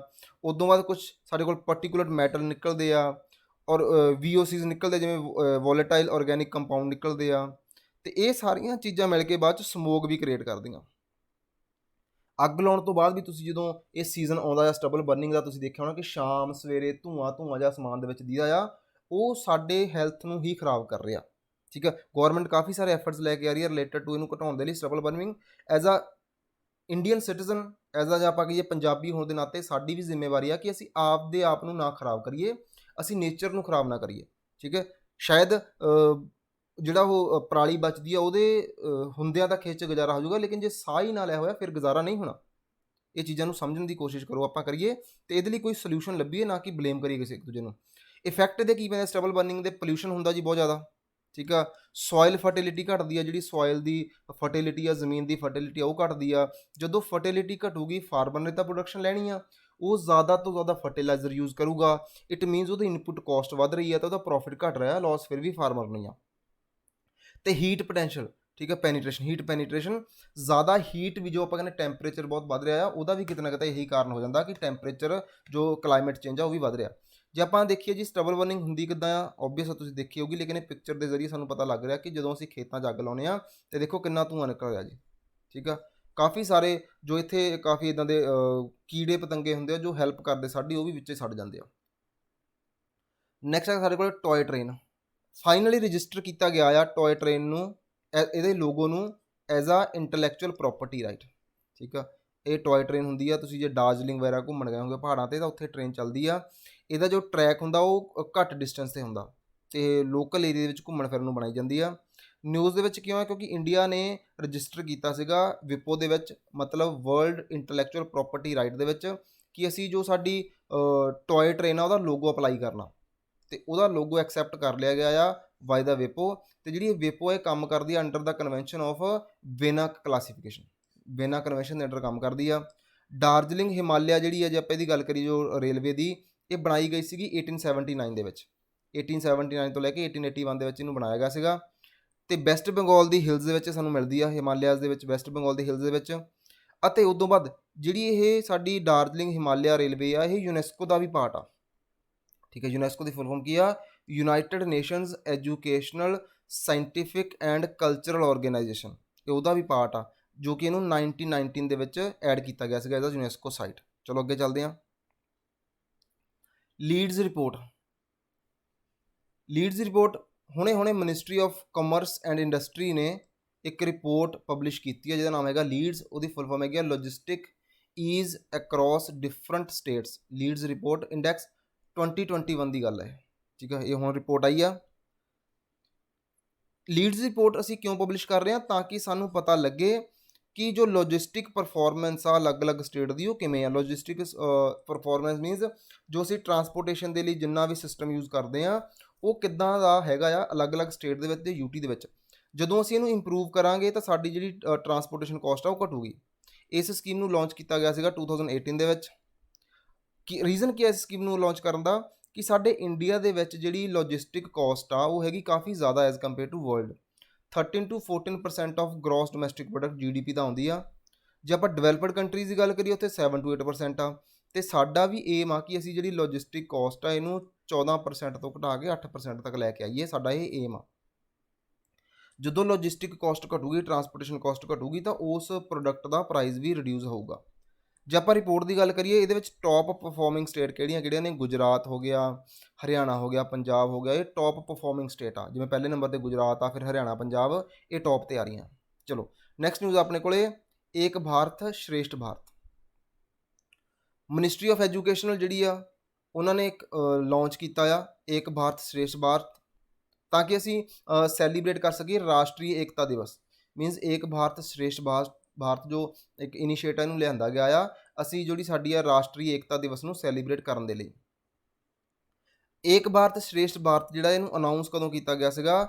ਪ੍ਰਾਈਮ ਮਿਨਿਸਟਰ ਦੇ ਦੁਆਰਾ 2015 ਦੇ ਵਿੱਚ, ਜਦੋਂ 140th ਬਰਥ ਐਨੀਵਰਸਰੀ ਸੀਗੀ ਸਰਦਾਰ ਵੱਲਭ ਭਾਈ ਪਟੇਲ ਦੀ। ਠੀਕ ਹੈ, ਯਾਦ ਰੱਖਿਓ ਕਿ ਜਿਹੜਾ ਏਕ ਭਾਰਤ ਸ਼੍ਰੇਸ਼ਠ ਭਾਰਤ ਆ ਜਾਂ ਰਾਸ਼ਟਰੀ ਏਕਤਾ ਦਿਵਸ ਆ, ਇਹ ਅਸੀਂ ਸਾਡੇ ਸੁਭਾਸ਼ ਚੰਦਰ ਬੋਸ ਜਿਹੜੇ ਸਾਡੇ ਸਰਦਾਰ ਵੱਲਭ ਭਾਈ ਪਟੇਲ ਜੀ ਨੇ, ਉਹਨਾਂ ਦੇ ਜਨਮ ਦਿਨ ਨੂੰ ਸੈਲੀਬ੍ਰੇਟ ਕਰਨ ਦੇ ਲਈ ਅਸੀਂ ਇਹ ਦਿਨ ਮਨਾਉਂਦੇ ਹਾਂ। ਠੀਕ ਆ, ਜਿਵੇਂ ਆਪਾਂ ਦੱਸ ਕੇ ਹਟੇ ਹਾਂ ਕਿ ਬਰਥ ਐਨੀਵਰਸਰੀ ਸ਼੍ਰੀ ਸਰਦਾਰ ਵੱਲਭ ਭਾਈ ਪਟੇਲ ਜੀ। ਹੁਣ ਅਸੀਂ ਦੇਖਦੇ ਹਾਂ ਸਰਦਾਰ ਵੱਲਭ ਭਾਈ ਪਟੇਲ ਜੀ ਦੇ ਬਾਰੇ ਥੋੜ੍ਹਾ ਜਿਹਾ। ਇਹਨਾਂ ਦਾ ਜਨਮ ਹੋਇਆ ਸੀਗਾ 1875 ਦੇ ਵਿੱਚ, ਗੁਜਰਾਤ ਦੇ ਵਿੱਚ ਹੋਇਆ ਸੀਗਾ। ਅਤੇ ਨੈਸ਼ਨਲ ਯੂਨਿਟੀ ਡੇ ਮੀਨਸ ਰਾਸ਼ਟਰੀ ਏਕਤਾ ਦਿਵਸ ਅਸੀਂ ਸੈਲੀਬ੍ਰੇਟ ਕਰਦੇ ਹਾਂ ਇਹਨਾਂ ਦੇ ਜਨਮ ਦਿਨ ਵਾਲੇ ਦਿਨ ਹੀ 31 ਅਕਤੂਬਰ ਨੂੰ। ਠੀਕ ਆ, ਇਹ ਡੇਟ ਵੀ ਯਾਦ ਰੱਖਿਓ, ਐਗਜ਼ਾਮਨਰ ਕਦੇ ਕੁਐਸਚਨ ਇੱਦਾਂ ਦਾ ਪੁੱਛ ਲੈਂਦਾ ਹੁੰਦਾ। ਇਹ ਸਾਡੇ ਫਸਟ ਹੋਮ ਮਿਨਿਸਟਰ ਹੋਇਆ ਅਤੇ ਫਸਟ ਡਿਪਟੀ ਪ੍ਰਾਈਮ ਮਿਨਿਸਟਰ ਵੀ ਹੋਇਆ। ਇਹਨਾਂ ਨੇ ਕਾਫੀ ਸਾਰੀਆਂ ਕਮੇਟੀਜ਼ ਜੋ ਕਿ ਕੌਂਸਟੀਟਿਊਐਂਟ ਕਮੇਟੀ ਸੀਗੀਆਂ, ਜੋ ਮੇਜਰ ਕੌਂਸਟੀਟਿਊਐਂਟ ਕਮੇਟੀ ਸਾਡੇ ਕੋਲ 8 ਸੀਗੀਆਂ, ਉਹਨਾਂ ਵਿੱਚੋਂ 2 ਨੂੰ ਇਹਨਾਂ ਨੇ ਹੈੱਡ ਕੀਤਾ। ਇੱਕ ਤਾਂ ਸੀਗੀ advisory committee on fundamental right ਅਤੇ ਦੂਜੀ ਸੀਗੀ ਪ੍ਰੋਵਿੰਸ਼ੀਅਲ ਕੌਂਸਟੀਟਿਊਸ਼ਨ ਕਮੇਟੀ। ਠੀਕ ਹੈ, 2 ਕਮੇਟੀਜ਼ ਦੇ ਹੈੱਡ ਵੀ ਰਹੇ ਆ। ਉਦੋਂ ਪਹਿਲਾਂ ਇਹਨਾਂ ਨੇ ਜੋ ਆਜ਼ਾਦੀ ਦਾ ਟਾਈਮ ਸੀਗਾ, ਜਦੋਂ ਅਸੀਂ ਆਜ਼ਾਦੀ ਲੈਣੀ ਸੀਗੀ, ਉਹਦੇ ਵਿੱਚ ਕਾਫੀ ਸਾਰੇ ਇੱਦਾਂ ਦੇ ਈਵੈਂਟ ਹੋਏ ਜਿੱਥੇ ਇਹਨਾਂ ਨੇ ਪਾਰਟੀਸਪੇਟ ਕੀਤਾ। ਜਿਵੇਂ ਕਿ ਖੇੜਾ ਸੱਤਿਆਗ੍ਰਹਿ ਦੀ ਗੱਲ ਕਰੀਏ, ਉੱਥੇ ਵੀ ਇਹਨਾਂ ਨੇ ਆਪਦੇ ਆਪ ਨੂੰ ਵਿੱਚ ਪਾਰਟੀਸਪੇਟ ਕਰਵਾਇਆ ਸੀਗਾ। ਬਰਦੋਲੀ ਸੱਤਿਆਗ੍ਰਹਿ, ਉੱਥੇ ਵੀ ਇਹ ਵਿੱਚ ਸੀਗੇ। ਅਤੇ ਬਰਦੋਲੀ ਸੱਤਿਆਗ੍ਰਹਿ ਦੇ ਦੌਰਾਨ ਹੀ ਇਹਨਾਂ ਨੂੰ ਸਰਦਾਰ ਦਾ ਟਾਈਟਲ ਵੀ ਦਿੱਤਾ ਗਿਆ ਸੀਗਾ ਉੱਥੋਂ ਦੀ ਲੇਡੀਜ਼ ਦੇ ਦੁਆਰਾ। ਇਹਨਾਂ ਨੂੰ ਅਸੀਂ ਆਇਰਨ ਮੈਨ ਆਫ ਇੰਡੀਆ ਦੇ ਨਾਮ ਨਾਲ ਵੀ ਜਾਣਦੇ ਹਾਂ। ਚਲੋ ਜੀ ਨੈਕਸਟ ਚੱਲਦੇ ਹਾਂ। Meghalaya health system. Meghalaya government ਜਿਹੜੀ ਆ ਉਹਨਾਂ ਨੇ ਹੁਣੇ ਇੱਕ ਸਾਈਨ ਕੀਤੀ ਆ deal with the world bank, ਅਤੇ ਵਰਲਡ ਬੈਂਕ ਨੇ ਉਹਨਾਂ ਨੂੰ $40 ਮਿਲੀਅਨ ਦਾ ਲੋਨ ਦਿੱਤਾ ਹੈ ਤਾਂ ਕਿ ਉਹ ਹੈਲਥ ਇਨਫਰਾਸਟਰਕਚਰ ਨੂੰ ਜ਼ਿਆਦਾ ਤੋਂ ਜ਼ਿਆਦਾ ਵਧੀਆ ਕਰ ਸਕਣ। ਵਰਲਡ ਬੈਂਕ ਦੀ ਗੱਲ ਕਰਦੇ ਹਾਂ ਜੀ। ਵਰਲਡ ਬੈਂਕ ਬਣਾਈ ਗਈ ਸੀ, ਕ੍ਰੀਏਟ ਕੀਤੀ ਸੀ 1944 ਦੇ ਵਿੱਚ। ਉਦੋਂ ਇਹਦਾ ਨਾਮ ਹੋਰ ਸੀਗਾ IBRD means International bank for reconstruction and Development. ਨਾਲ ਇਹਦੇ ਸੀਗਾ ਜੀ IMF ਇੰਟਰਨੈਸ਼ਨਲ ਮੋਨੀਟਰੀ ਫੰਡ। ਉਸ ਤੋਂ ਬਾਅਦ ਅਸੀਂ ਵਰਲਡ ਬੈਂਕ ਦੇ ਨਾਮ ਨਾਲ ਚੇਂਜ ਕਰ ਦਿੱਤਾ, ਫਿਰ ਅਸੀਂ ਇਹਨੂੰ ਵਰਲਡ ਬੈਂਕ ਕਹਿਣ ਲੱਗ ਪਏ ਹਾਂ। ਤੇ ਵਰਲਡ ਬੈਂਕ ਗਰੁੱਪ ਦੇ ਵਿੱਚ 5 ਇੰਸਟੀਟਿਊਸ਼ਨਸ ਆਉਂਦੇ ਆ। ਦੇਖੋ ਵਰਲਡ ਬੈਂਕ ਅਲੱਗ ਆ, ਵਰਲਡ ਬੈਂਕ ਗਰੁੱਪ ਅਲੱਗ ਆ। ਵਰਲਡ ਬੈਂਕ ਗਰੁੱਪ ਦੇ ਵਿੱਚ 5 ਇੰਸਟੀਟਿਊਸ਼ਨਸ ਆਉਂਦੇ ਆ। ਸਭ ਤੋਂ ਪਹਿਲਾਂ ਸਾਡੇ ਕੋਲ ਹੈਗਾ ਜੀ IBRD, ਜਿਹਦੀ ਅਸੀਂ ਫੁੱਲ ਫਾਰਮ ਦੇਖ ਕੇ ਹਟੇ ਆ, international bank for reconstruction and development. ਦੂਜੇ ਨੰਬਰ ਤੇ ਸਾਡੇ ਕੋਲ ਹੈਗਾ ਜੀ IDA, international development association. Third number ਤੇ ਹੈਗਾ ਸਾਡੇ ਕੋਲ IFC, international finance corporation. Fourth number ਤੇ ਹੈਗਾ ਸਾਡੇ ਕੋਲ MIGA, multilateral guarantee agency. And ਉਹਦੇ ਬਾਅਦ ਹੈਗਾ international centre for settlement and investment disputes, ਉਹਦਾ ਪਾਰਟ ਆ। ਮੈਂਬਰਸ ਦੀ ਗੱਲ ਕਰਦੇ ਆ ਵਰਲਡ ਬੈਂਕ ਦੀ 189 ਦੇ ਮੈਂਬਰ ਕੰਟਰੀਜ਼ ਨੇ, ਇੰਡੀਆ ਵੀ ਦਾ ਇੱਕ ਮੈਂਬਰ ਆ। ਬਹੁਤ ਇੰਪੋਰਟੈਂਟ ਗੱਲ ਆ। ਕੁਛ ਰਿਪੋਰਟਸ ਆ ਜੋ ਵਰਲਡ ਬੈਂਕ ਪਬਲਿਸ਼ ਕਰਦੀ ਆ, ਜਿਵੇਂ ਕਿ ਈਜ਼ ਆਫ ਡੂਇੰਗ ਬਿਜ਼ਨਸ ਹੋ ਗਈ, ਠੀਕ ਹੈ, ਬਹੁਤ ਵਾਰ ਐਗਜ਼ਾਮ 'ਚ ਆਈ ਆ। ਹਿਊਮਨ ਕੈਪੀਟਲ ਇੰਡੈਕਸ ਹੋ ਗਿਆ, ਵਰਲਡ ਡਿਵੈਲਪਮੈਂਟ ਰਿਪੋਰਟ ਹੋ ਗਈ। ਇਹ ਰਿਪੋਰਟਸ ਨੇ ਜੋ ਵਰਲਡ ਬੈਂਕ ਪਬਲਿਸ਼ ਕਰਦੀ ਆ। ਇੱਥੋਂ ਵੀ ਕੁਐਸਚਨ ਬਣ ਜਾਂਦਾ ਹੈ, ਸਟਾਰ ਮਾਰਕ ਕਰ ਲਓ, ਇੰਪੋਰਟੈਂਟ ਆ ਜੀ। ਨੈਕਸਟ ਆਪਣੇ ਕੋਲ ਕ੍ਰੀਏਟਿਵ ਸਿਟੀ ਨੈਟਵਰਕ। ਨਿਊਜ਼ ਇਸ ਕਰਕੇ ਆ ਕਿਉਂਕਿ ਯੂਨੈਸਕੋ, ਬਾਰ-ਬਾਰ ਨਿਊਜ਼ ਆ ਰਿਹਾ, ਯੂਨੈਸਕੋ ਨੇ ਸ਼੍ਰੀਨਗਰ ਨੂੰ ਪਾਰਟ ਬਣਾਇਆ ਕਾਹਦਾ ਜੀ, ਯੂਨੈਸਕੋ ਕ੍ਰੀਏਟਿਵ ਸਿਟੀ ਨੈਟਵਰਕ ਦਾ, ਠੀਕ ਹੈ। ਇਹ ਵੀ ਯਾਦ ਰੱਖਣਾ ਕਿ ਯੂਨੈਸਕੋ ਕ੍ਰੀਏਟਿਵ ਸਿਟੀ ਜੋ ਨੈਟਵਰਕ ਆ ਉਹਦਾ ਪਾਰਟ ਹੁਣੇ ਆਪਣਾ ਸ਼੍ਰੀਨਗਰ ਬਣਿਆ, ਜੋ ਕਿ Jammu and Kashmir the capital ਵੀ ਹੈ। ਚੱਲੀਏ ਅੱਗੇ। ਇਸ ਤੋਂ ਪਹਿਲਾਂ 5 ਸਾਡੇ ਕੋਲ ਆਲਰੇਡੀ ਇੱਦਾਂ ਦੀਆਂ ਸਿਟੀਜ਼ ਨੇ ਜੋ ਯੂਨੈਸਕੋ ਕ੍ਰੀਏਟਿਵ ਸਿਟੀ ਦਾ ਪਾਰਟ ਨੇ, ਜਿਵੇਂ ਕਿ ਮੁੰਬਈ ਪਹਿਲਾਂ ਤੋਂ ਹੀ ਪਾਰਟ ਆ, ਚੇਨਈ, ਹੈਦਰਾਬਾਦ, ਵਾਰਾਣਸੀ ਅਤੇ ਜੈਪੁਰ। ਸ਼੍ਰੀਨਗਰ ਹੁਣ 6ਵੇਂ ਨੰਬਰ 'ਤੇ ਆਇਆ। ਮੀਨਸ ਇੰਡੀਆ ਦੇ ਵਿੱਚ ਐਟ ਪ੍ਰੈਜ਼ੈਂਟ ਸਾਡੇ ਕੋਲ 6 ਇੱਦਾਂ ਦੀਆਂ ਸਿਟੀਜ਼ ਨੇ ਜੋ ਕਿ ਯੂਨੈਸਕੋ ਕ੍ਰੀਏਟਿਵ ਸਿਟੀਜ਼ ਦਾ ਪਾਰਟ ਨੇ। ਸ਼੍ਰੀਨਗਰ ਸਿਟੀ ਨੂੰ ਜੋ ਸੀ ਇਹਦੇ ਵਿੱਚ ਐਡ ਕੀਤਾ ਗਿਆ, ਉਹ ਕਿਸ ਫੀਲਡ ਦੇ ਵਿੱਚ ਐਡ ਕੀਤਾ ਗਿਆ, ਕਰਾਫਟ ਅਤੇ ਫੋਕ ਆਰਟ ਦੇ ਵਿੱਚ, ਠੀਕ ਹੈ ਜੀ। ਮੀਨਸ ਇੱਥੋਂ ਦੀ ਜੋ ਕਰਾਫਟ ਹੈ ਅਤੇ ਫੋਕ ਆਰਟ ਹੈ ਉਹ ਕਾਫੀ ਵਧੀਆ, ਇਸ ਕਰਕੇ ਇਹਨੂੰ ਅਸੀਂ ਯੂਨੈਸਕੋ ਕ੍ਰੀਏਟਿਵ ਸਿਟੀਜ਼ ਨੈਟਵਰਕ ਦੇ ਵਿੱਚ ਐਡ ਕੀਤਾ ਗਿਆ ਆ। ਜੇ ਆਪਾਂ ਅਲੱਗ-ਅਲੱਗ ਕੰਟਰੀਜ਼ ਦੀ ਅਲੱਗ-ਅਲੱਗ ਸਿਟੀਜ਼ ਦੀ ਗੱਲ ਕਰੀਏ, ਤਾਂ ਜੇ ਆਪਾਂ ਸ਼੍ਰੀਨਗਰ ਦੀ ਜਿਵੇਂ ਦੇਖੀਏ ਕਰਾਫਟ ਐਂਡ ਫੋਕ ਦੇ ਰਿਲੇਟਡ ਆ, ਇੱਥੋਂ ਕੁਐਸਚਨ ਬਣ ਸਕਦਾ ਆਪਣੇ ਕੋਲੇ। 2021 'ਚ ਇਹਨੂੰ ਐਡ ਕੀਤਾ ਗਿਆ। ਮੁੰਬਈ ਫਿਲਮ ਦੇ ਰਿਲੇਟਡ ਇਹਨੂੰ ਐਡ ਕੀਤਾ ਗਿਆ ਸੀਗਾ ਜੀ। ਹੈਦਰਾਬਾਦ ਨੂੰ ਗੈਸਟਰੋਨਮੀ ਦੇ ਰਿਲੇਟਡ ਐਡ ਕੀਤਾ ਗਿਆ ਸੀਗਾ। ਚੇਨਈ ਨੂੰ ਉੱਥੋਂ ਦੇ ਮਿਊਜ਼ਿਕ ਦੇ ਲਈ ਐਡ ਕੀਤਾ ਗਿਆ ਸੀਗਾ। ਜੈਪੁਰ ਨੂੰ ਕਰਾਫਟ ਅਤੇ ਫੋਕ ਦੇ ਲਈ, ਅਤੇ ਵਾਰਾਣਸੀ ਨੂੰ ਕ੍ਰੀਏਟਿਵ ਸਿਟੀ ਆਫ ਮਿਊਜ਼ਿਕ ਦੇ ਲਈ ਐਡ ਕੀਤਾ ਗਿਆ ਸੀਗਾ। ਦੇਖੋ ਕ੍ਰੀਏਟਿਵ ਸਿਟੀ ਆਫ ਮਿਊਜ਼ਿਕ ਦੇ ਲਈ ਵੀ 2 ਆ, ਕਰਾਫਟ ਐਂਡ ਫੋਕ ਡਾਂਸ ਦੇ ਲਈ ਵੀ 2 ਆ, ਫੋਕ ਆਰਟ ਦੇ ਲਈ ਵੀ 2 ਆ। ਇੱਦਾਂ ਦੇ ਵੀ ਧਿਆਨ 'ਚ ਤੁਸੀਂ ਚੀਜ਼ਾਂ ਰੱਖਣੀਆਂ। ਚਲੋ ਯੂਨੈਸਕੋ ਦੇ ਬਾਰੇ ਥੋੜ੍ਹਾ ਦੇਖ ਲਈਏ। ਯੂਨੈਸਕੋ ਇੱਕ ਸਪੈਸ਼ਲਾਈਜ਼ਡ ਬੋਡੀ ਆ UN ਦੀ, ਅਤੇ ਇਹਨੂੰ ਫਾਊਂਡ ਕੀਤਾ ਗਿਆ ਸੀਗਾ 1945 ਦੇ ਵਿੱਚ ਪੈਰਿਸ, ਫਰਾਂਸ ਦੇ ਵਿੱਚ, ਜੋ ਕਿ ਇਹਦਾ ਹੈੱਡਕੁਆਟਰ ਸਾਨੂੰ ਉੱਥੇ ਮਿਲਦਾ। ਰਿਪੋਰਟਸ ਦੀ ਗੱਲ ਕਰਦੇ ਹਾਂ। ਰਿਪੋਰਟਸ ਇਹ ਪਬਲਿਸ਼ ਕਰਦੀ ਆ science report, UNESCO science report, global education monitoring report ਅਤੇ state of education report for India. Next ਹੈ ਸਾਡੇ ਕੋਲ national human right commission. News ਦੇ ਵਿੱਚ ਕਿਉਂ ਆ, ਕਿਉਂਕਿ ਜੋ ਨੈਸ਼ਨਲ ਹਿਊਮਨ ਰਾਈਟ ਕਮਿਸ਼ਨ ਉਹਨਾਂ ਨੇ ਪੁੱਛਿਆ ਆ ਹੁਣੇ ਜਿਹੜੀ ਸਾਡੀ ਯੂਨੀਅਨ ਹੋਮ ਮਿਨਿਸਟਰੀ ਆ ਉਹਨਾਂ ਨੂੰ ਅਤੇ ਸਟੇਟ ਗੌਰਮੈਂਟ ਨੂੰ, ਕਿ ਉਹਨਾਂ ਨੇ ਹਜੇ ਤੱਕ ਸੈਟਅਪ ਕਿਉਂ ਨਹੀਂ ਕੀਤਾ ਪੁਲਿਸ ਕੰਪਲੇਂਟ ਅਥਾਰਟੀਜ਼ ਦਾ, ਠੀਕ ਹੈ। ਜੋ ਪੁਲਿਸ ਕੰਪਲੇਂਟ ਅਥਾਰਟੀਜ਼ ਆ ਉਹਨੂੰ ਸੈਟਅਪ ਕਰਨ ਦੇ ਲਈ ਕਿ ਇਹਨਾਂ ਨੇ ਕਿਹਾ ਸੀਗਾ ਜੀ, ਇੱਕ ਜੱਜਮੈਂਟ ਆਈ ਸੀਗੀ ਸੁਪਰੀਮ ਕੋਰਟ ਦੀ, Prakash Singh versus union of India, ਇਸ ਕੇਸ ਦੇ ਅੰਡਰ, ਕਿ ਤੁਸੀਂ ਪੁਲਿਸ ਕੰਪਲੇਂਟਸ ਅਥਾਰਟੀ ਲਗਾਉਣੀ ਹੈ, ਤਾਂ ਕਿ ਜੋ ਪੁਲਿਸ ਮਿਸਬਿਹੇਵ ਕਰਦੀ ਹੈ ਉਹਦੇ ਰਿਲੇਟਡ ਵੀ ਕਿਤੇ ਨਾ ਕਿਤੇ ਤੁਸੀਂ ਅਪੀਲ ਕਰ ਸਕੋ। ਹੁਣ ਇਹ ਨਿਊਜ਼ ਸੀਗੀ ਜੀ। ਹੁਣ ਆਪਾਂ ਦੇਖਦੇ ਹਾਂ ਕਿ ਜਿਹੜੀ ਸਾਡੀ ਨੈਸ਼ਨਲ ਹਿਊਮਨ ਰਾਈਟ ਕਮਿਸ਼ਨ ਆ ਉਹਦੇ ਬਾਰੇ, ਇਹਦੀ ਐਸਟੈਬਲਿਸ਼ਮੈਂਟ ਹੋਈ ਸੀਗੀ 1993 ਦੇ ਵਿੱਚ। ਐਸਟੈਬਲਿਸ਼ਮੈਂਟ ਹੋਈ ਸੀਗੀ 1993 ਦੇ ਵਿੱਚ under the protection of human right act 1993। ਇਹ ਐਕਟ ਦਾ ਨਾਮ ਦਿੱਤਾ ਗਿਆ ਹੈ, ਇਸ ਐਕਟ ਦੇ ਅੰਡਰ ਇਹਨੂੰ ਅਸੀਂ ਬਣਾਇਆ ਸੀਗਾ। ਇੱਥੋਂ ਇਹ ਕਲੀਅਰ ਹੁੰਦਾ ਕਿ ਇੱਕ ਸਟੈਚੂਟਰੀ ਬੋਡੀ ਆ, ਠੀਕ ਹੈ, ਯਾਦ ਰੱਖਿਓ, it is a statutory body. ਉਦੋਂ ਬਾਅਦ ਇਸ ਐਕਟ ਨੂੰ 2 ਵਾਰ ਅਮੈਂਡ ਵੀ ਕੀਤਾ ਗਿਆ, ਇੱਕ ਵਾਰ ਤਾਂ 2006 ਦੇ ਵਿੱਚ, ਦੂਜੀ ਵਾਰ 2019 ਦੇ ਵਿੱਚ। ਜੇ ਆਪਾਂ ਗੱਲ ਕਰੀਏ ਕਿ ਅਸੀਂ ਇਹ ਬੋਡੀ ਕਿਉਂ ਬਣਾਈ ਆ, ਅਸੀਂ ਕਿਉਂ ਇਹ ਕਮਿਸ਼ਨ ਬਣਾਇਆ, ਕਿਉਂਕਿ ਜੋ ਪੈਰਿਸ ਪ੍ਰਿੰਸੀਪਲ ਆ ਉਹਦੇ ਅਕੋਰਡਿੰਗ ਅਸੀਂ ਹਿਊਮਨ ਰਾਈਟ ਦੀ ਪ੍ਰੋਟੈਕਸ਼ਨ ਕਰਨੀ ਆ, ਅਤੇ ਅਸੀਂ ਉਹਦੇ ਹਿੱਸੇਦਾਰੀ, ਅਸੀਂ ਉਹ ਸਾਈਨ ਕੀਤਾ, ਅਡੋਪਟ ਕੀਤਾ ਹੋਇਆ ਆ, ਤਾਂ ਕਰਕੇ ਅਸੀਂ ਹਿਊਮਨ ਰਾਈਟ ਨੂੰ ਬਚਾਉਣ ਦੇ ਲਈ ਐਕਟ ਬਣਾਇਆ ਇੰਡੀਆ ਦੇ ਵਿੱਚ। ਨੈਕਸਟ ਹੈਗਾ ਸਾਡੇ ਕੋਲ India ASEAN summit. India ASEAN summit 8th India ASEAN summit ਹੋਈ ਆ। ਇਸ ਦੇ ਵਿੱਚ ਇੰਡੀਆ ਨੂੰ ਇਨਵਾਈਟ ਕੀਤਾ ਗਿਆ ਸੀਗਾ ਬਾਏ ਦਾ ਬਰੂਨੀ ਇੱਕ ਆਸੀਅਨ ਕੰਟਰੀ ਆ, ਜੋ ਕਿ ਇਸ ਵਾਰ ਆਸੀਅਨ ਕੰਟਰੀ ਦੀ ਮੀਟਿੰਗ ਨੂੰ ਚੇਅਰ ਕਰ ਰਹੀ ਆ। ਹਰੇਕ ਸਾਲ ਜਿਹੜੀ ਇਹ ਮੀਟਿੰਗ ਹੁੰਦੀ ਆ, ਅਤੇ ਇਸ ਓਪਰਚੁਨਿਟੀ ਦਿੰਦੀ ਆ ਕਿ ਇੰਡੀਆ ਅਤੇ ਆਸੀਅਨ ਜਿਹੜੀਆਂ ਕੰਟਰੀਜ਼ ਆ ਉਹ ਆਪਦੇ ਆਪ ਨੂੰ ਹੋਰ ਜ਼ਿਆਦਾ ਗਰੋ ਕਰ ਸਕਣ, ਆਪਦੇ ਰਿਲੇਸ਼ਨ ਨੂੰ ਚੰਗਾ ਕਰ ਸਕਣ। ਯਾਦ ਰੱਖਿਓ ਇਹ ਮੀਟਿੰਗ ਹੋਈ ਕਿੱਥੇ ਸੀਗੀ, ਚੇਅਰ ਕੌਣ ਕਰ ਰਿਹਾ ਹੈ ਇਸ ਟਾਈਮ 'ਤੇ, ਅਤੇ ਇਹ 91 ਨੰਬਰ ਵਾਲੀ ਮੀਟਿੰਗ ਸੀਗੀ। ਉਸ ਤੋਂ ਬਾਅਦ ਆਸੀਅਨ ਕੰਟਰੀਜ਼ ਬਾਰੇ ਆਪਾਂ ਦੇਖ ਲਈਏ ਕਿ ਕਿਹੜੇ ਇੱਥੇ ਮੈਂਬਰ ਆਉਂਦੇ ਆ। ਟੋਟਲ 10 ਮੈਂਬਰ ਆ ਜੀ ਆਸੀਅਨ ਕੰਟਰੀਜ਼ ਦੇ। ਮਿਆਂਮਾਰ, ਇੰਡੀਆ ਦਾ ਪੜੋਸੀ ਆ, Laos, Thailand, Cambodia, Vietnam, Malaysia, Singapore, Brunei ਆ ਰਿਹਾ ਜਿਨ੍ਹਾਂ ਨੂੰ ਇਨਵਾਈਟ ਕੀਤਾ। ਫਿਲੀਪੀਨਸ ਹੋ ਗਿਆ, ਇੰਡੋਨੇਸ਼ੀਆ ਹੋ ਗਿਆ, ਅਤੇ ਨਾਲ ਦੀ ਨਾਲ ਸਾਡੇ ਕੋਲ ਇਹ ਉਹਨਾਂ ਕੰਟਰੀਜ਼ ਦੇ ਫਲੈਗ ਵੀ ਦਿੱਤੇ ਗਏ ਨੇ। ਠੀਕ ਹੈ, ਬਹੁਤ ਇੰਪੋਰਟੈਂਟ ਹੈ ਇਹ ਵਾਲਾ ਏਰੀਆ, ਇਹਨੂੰ ਧਿਆਨ ਨਾਲ ਦੇਖਿਓ, ਇੱਥੋਂ ਮੈਪ ਦਾ ਕੁਐਸਚਨ ਬਣ ਜਾਂਦਾ ਹੁੰਦਾ। ਚਲੋ ਅੱਗੇ ਚੱਲਦੇ ਹਾਂ। INS ਵੇਲਾ ਇੱਕ ਸਾਡੀ ਹੈਗੀ ਜੀ 4th ਸਕੋਰਪੀਅਨ ਸਬਮੈਰੀਨ ਆ। ਸਬਮੈਰੀਨ ਕੀ ਹੁੰਦੀ ਆ? ਉਹ ਵਹੀਕਲ ਇੰਡੀਅਨ ਨੇਵੀ ਦਾ ਜੋ ਕਿ ਪਾਣੀ ਦੇ ਅੰਦਰ ਚੱਲਦਾ ਆ, ਪਾਣੀ ਦੇ ਵਿੱਚ ਚੱਲਦਾ ਅਤੇ ਦੁਸ਼ਮਣ ਨੂੰ ਇਹ ਟਰੈਕ ਕਰ ਲੈਂਦਾ।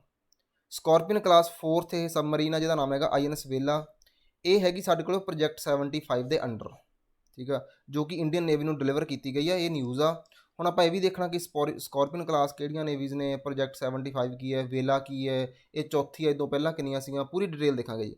ਠੀਕ ਆ, ਪਹਿਲਾਂ ਆਪਾਂ ਦੇਖ ਲਈ ਜੀ ਇਸ ਗੱਲ ਕਰੀਏ ਤਾਂ ਪ੍ਰੋਜੈਕਟ 75 ਦੇ ਅੰਡਰ ਜੋ ਸਾਡੇ ਕੋਲ ਸਕੋਰਪੀਅਨ ਕਲਾਸ ਸਬਮਰੀਨਸ ਨੇ ਉਹ ਸਾਰੀ ਦੀਆਂ ਸਾਰੀਆਂ ਕਿਹੜੀਆਂ ਜੀ ਡੀਜ਼ਲ ਇਲੈਕਟ੍ਰੀਕਲ ਪਾਵਰਡ ਆ। ਮੀਨਸ ਇਹਨਾਂ ਨੂੰ ਪਾਵਰ ਕਿੱਥੋਂ ਮਿਲਦੀ ਆ? ਡੀਜ਼ਲ ਤੇ ਇਲੈਕਟ੍ਰਿਕ ਪਾਵਰਸ ਨੇ ਇਹ।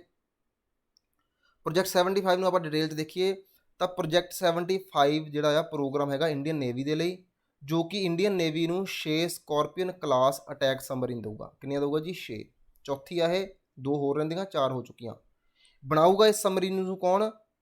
ਮੈਜ਼ਾਗਾਉਂ ਡੌਕ, ਅਤੇ ਇਹਦੀ ਹੈਲਪ ਕਰ ਰਹੇ ਫਰਾਂਸ ਦੀਆਂ ਕੰਟਰੀਜ਼। ਮੀਨ ਦੋਨੋਂ ਜਾਣੇ ਮਿਲ ਕੇ, ਇੰਡੀਆ ਤੇ ਫਰਾਂਸ ਮਿਲ ਕੇ ਪ੍ਰੋਜੈਕਟ 75 ਦੇ ਅੰਡਰ 6 ਸਬਮਰੀਨਸ ਬਣਾ ਰਹੀਆਂ ਆ। ਉਹਨਾਂ 6 ਸਬਮਰੀਨਸ ਨੂੰ ਹੀ ਸਕੋਰਪੀਅਨ ਕਲਾਸ ਕਹਿੰਦੇ ਆ ਅਤੇ ਅਟੈਕ ਸਬਮਰੀਨਸ ਨੇ। ਟੈਕਨੋਲੋਜੀ ਅਸਿਸਟੈਂਸ ਅਸੀਂ ਕਿੱਥੋਂ ਲਿਆ ਆ? ਫਰਾਂਸ ਤੋਂ।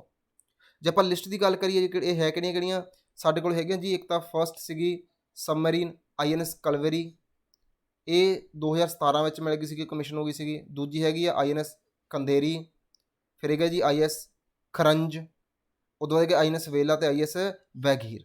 ਠੀਕ ਹੈ, ਇਹ ਸਾਡੀਆਂ ਮੇਨ ਜੋ ਹੈਗੀਆਂ ਸਬਮਰੀਨਸ ਨੇ। ਉਦੋਂ ਬਾਅਦ ਦੇਖਦੇ ਜੀ MP ਲੈਡ ਕੀ ਆ? MP ਲੈਡ ਦੀ ਪਹਿਲਾਂ ਫੁੱਲ ਫਾਰਮ ਦੇਖ ਲਈਏ, member of parliament local area development scheme. Means member of parliament ਦੇ ਜਿਹੜੇ ਲੋਕਲ ਏਰੀਆ ਦੇ ਆਪਣੇ MLA ਹੁੰਦੇ ਆ, ਉਹਨਾਂ ਨੂੰ ਲੋਕਲ ਏਰੀਆ ਡਿਵੈਲਪਮੈਂਟ ਕਰਨ ਦੇ ਲਈ ਇੱਕ ਸਕੀਮ ਚਲਾਈ ਗਈ ਆ, ਉਹਦੇ ਵਿੱਚ ਇਹਨਾਂ ਨੂੰ ਪੈਸਾ ਮਿਲਦਾ। ਨਿਊਜ਼ ਦੇ ਵਿੱਚ ਇਸ ਲਈ ਹੈ ਕਿਉਂਕਿ ਕੈਬਨਿਟ ਜਿਹੜੀ ਸਾਡੀ ਯੂਨੀਅਨ ਕੈਬਨਿਟ ਉਹਨਾਂ ਨੇ ਅਪਰੂਵ ਕਰਤਾ ਦੀ ਰਿਸਟੋਰੇਸ਼ਨ। ਮੀਨਸ ਹੁਣ ਤੋਂ ਫਿਰ ਤੋਂ ਦੁਬਾਰਾ ਇਹਨਾਂ ਨੂੰ ਪ੍ਰੋਪਰ ਪੈਸੇ ਮਿਲਣਗੇ ਅਤੇ ਕੰਮ ਕਰਨਗੇ 2021-22 ਤੋਂ ਲੈ ਕੇ 2025-26 ਤੱਕ। ਇੱਕ ਸੈਂਟਰਲ ਸਪੋਂਸਰਡ ਸਕੀਮ ਆ, ਸੈਂਟਰ ਗੌਰਮੈਂਟ ਸਾਰਾ ਪੈਸਾ ਦਿੰਦੀ ਆ। ਇਸ ਸਕੀਮ ਨੂੰ ਅਨਾਊਂਸ ਕੀਤਾ ਗਿਆ ਸੀਗਾ 1993 ਦੇ ਵਿੱਚ। ਅੰਡਰ ਦਾ MP ਲੈਡ ਸਕੀਮ ਜਿਹੜੀ ਆ ਇਹ ਕੰਮ ਕਿਵੇਂ ਕਰਦੀ ਆ? ਪੈਸਾ MP ਨੂੰ ਮਿਲਦਾ ਆ, ਕੰਮ ਇਹ ਕਰਦਾ ਜੀ MP ਦੀ ਰਿਕਮੈਂਡੇਸ਼ਨ ਦੇ ਨਾਲ ਜਿਹੜੀ ਡਿਸਟ੍ਰਿਕਟ ਅਥਾਰਟੀ ਆ ਉਹ ਕੰਮ ਕਰੂਗੀ। ਮੀਨਸ DC ਜਿਹੜੇ ਹੁੰਦੇ ਆ ਉਹ ਕੰਮ ਕਰਨਗੇ, ਲੇਕਿਨ ਕਿਹਦੀ ਐਡਵਾਈਸ ਦੇ ਨਾਲ ਕਰਨਗੇ, ਕਿਹਦੀ ਰਿਕਮੈਂਡੇਸ਼ਨ ਦੇ ਨਾਲ ਕਰਨਗੇ? MP ਦੀ ਰਿਕਮੈਂਡੇਸ਼ਨ ਦੇ ਨਾਲ ਕਰਨਗੇ। ਇਸ ਸਕੀਮ ਦੇ ਅੰਡਰ ਹਰੇਕ ਸਾਲ 5 ਕਰੋੜ ਰੁਪਈਆ ਮਿਲਦਾ ਜੀ, 2 ਇੰਸਟਾਲਮੈਂਟ ਦੇ ਵਿੱਚ 2.5 ਕਰੋੜ ਦੀਆਂ। ਫੰਡ ਨੋਨ ਲੈਪਸੇਬਲ ਆ, ਬਹੁਤ ਇੰਪੋਰਟੈਂਟ ਗੱਲ ਆ। ਜੇ ਆਪਾਂ ਗੱਲ ਕਰੀਏ ਖਰਚ ਕਿੱਥੇ ਸਕਦੇ ਹਾਂ, ਜਿਹੜਾ ਲੋਕ ਸਭਾ ਦਾ MP ਹੁੰਦਾ ਆ ਉਹ ਆਪਦੀ ਲੋਕ ਸਭਾ ਕੌਂਸਟੀਟੂਐਂਸੀ ਵਿੱਚ ਪੈਸਾ ਖਰਚ ਸਕਦਾ ਆ।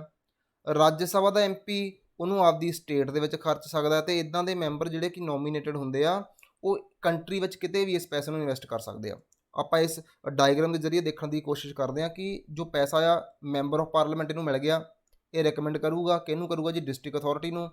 ਡਿਸਟ੍ਰਿਕਟ ਅਥਾਰਟੀ ਸੈਂਕਸ਼ਨ ਕਰੂਗੀ ਵਰਕ, ਜਿਹੜੀ ਆ ਸਿਲੈਕਟ ਕਰੂਗੀ ਕਿਹਨੇ ਇਹ ਕੰਮ ਕਰਨਾ ਆ, ਅਤੇ ਇਹ ਰਿਸਪੌਂਸੀਬਲ ਹੋਊਗੀ ਉਹਦੀ ਇੰਪਲੀਮੈਂਟੇਸ਼ਨ ਦੇ ਲਈ, ਅਤੇ ਇਹ ਪੈਸਾ ਪਾਰਲੀਮੈਂਟ ਦੇ ਦੁਆਰਾ ਇਸ ਅਥਾਰਟੀ ਨੂੰ ਇਸ਼ੂ ਕਰ ਦਿੱਤਾ ਜਾਂਦਾ 2 ਇੰਸਟਾਲਮੈਂਟ ਦੇ ਵਿੱਚ 2.5 ਕਰੋੜ ਦੀਆਂ। ਠੀਕ ਹੈ, ਅਤੇ ਇਹ ਸੀਗਾ ਸਾਡਾ MP ਲੈਡ ਸਕੀਮ। ਚਲੋ ਇਹ ਸੀ ਅੱਜ ਦੀ ਵੀਡੀਓ, ਅੱਜ ਦਾ ਲੈਕਚਰ। ਉਮੀਦ ਆ ਤੁਹਾਨੂੰ ਕਾਫੀ ਵਧੀਆ ਲੱਗਾ ਹੋਊਗਾ, ਧਿਆਨ ਨਾਲ ਸੁਣਿਆ ਹੋਊਗਾ ਤੁਸੀਂ, ਕਾਫੀ ਇਨਫੋਰਮੇਟਿਵ ਰਿਹਾ ਆ ਸਟੈਟਿਕ ਅਤੇ ਕਰੰਟ ਪਾਰਟ। ਵੀਡੀਓ ਵਧੀਆ ਲੱਗੀ ਹੈ ਤਾਂ ਪਲੀਜ਼ ਮੇਰੇ ਚੈਨਲ ਨੂੰ ਸਬਸਕ੍ਰਾਈਬ ਜ਼ਰੂਰ ਕਰੋ, ਲਾਈਕ ਕਰੋ, ਕਮੈਂਟ ਕਰੋ ਮੇਰੇ ਜੋ ਕਮੈਂਟ ਮੈਂ ਕੁਐਸਚਨ ਪੁੱਛੇ ਉਹਨਾਂ 'ਤੇ, ਅਤੇ ਵੀਡੀਓ ਨੂੰ ਸ਼ੇਅਰ ਕਰੋ ਆਪਣੇ ਦੋਸਤਾਂ ਮਿੱਤਰਾਂ ਦੇ ਨਾਲ। ਕਿਸੇ ਵੀ ਤਰ੍ਹਾਂ ਦੀ ਕੁਐਰੀ ਆ ਤੁਹਾਡੀ PPSC ਨੂੰ ਰਿਲੇਟਡ ਲੈ ਕੇ, PCS ਨੂੰ ਲੈ ਕੇ, UPSC ਨੂੰ ਲੈ ਕੇ, ਜਾਂ ਪੰਜਾਬ ਦੇ ਜਿੰਨੇ ਵੀ ਗੌਰਮੈਂਟ ਐਗਜ਼ਾਮ ਆਉਣ ਵਾਲੇ ਨੇ, ਤਾਂ ਤੁਸੀਂ ਮੈਨੂੰ ਇਸ ਨੰਬਰ 'ਤੇ ਕੰਟੈਕਟ ਕਰ ਸਕਦੇ ਹੋ ਜੀ। ਠੀਕ ਹੈ, ਓਕੇ ਜੀ, thank you, have a good day.